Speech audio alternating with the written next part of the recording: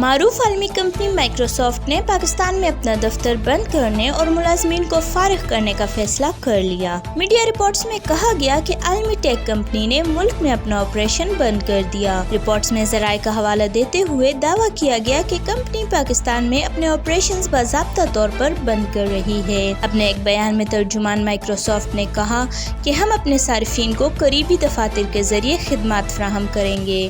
ہم یہ ماڈل دنیا کے کئی دیگر ممالک میں کامیابی سے چلا رہے ہیں۔ ترجمان کا کہنا تھا کہ کمپنی مقامی پارٹنر اور غیر ملکی دفاتر کے ذریعے خدمات فراہم کرے گی۔ یہ اقدام کمپنی کی عالمی سطح پر جاری چھانٹیوں کا حصہ ہے، کیونکہ وہ مصنوعی ذہانت کی طرف منتقل ہو رہی ہے۔ بدھ کو مائیکروسافٹ نے اعلان کیا تھا کہ وہ اپنے تقریباً 2,28,000 ملازمین میں سے 4% کو فارغ کر رہی ہے۔ مئی میں کمپنی نے 6,000 ملازمین کو فارغ کرنے کا اعلان کیا تھا۔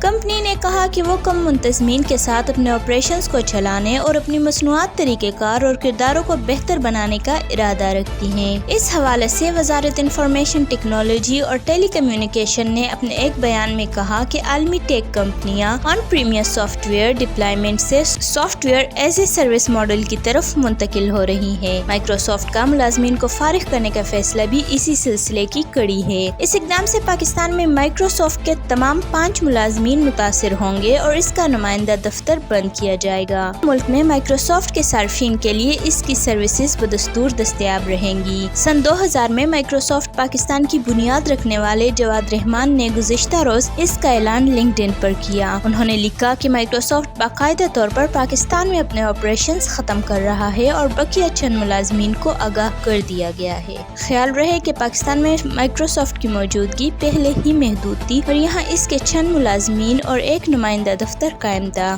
جواد رحمان کے مطابق پاکستان میں اس کمپنی کے آپریشنز جون 2000 میں شروع کیے گئے تھے۔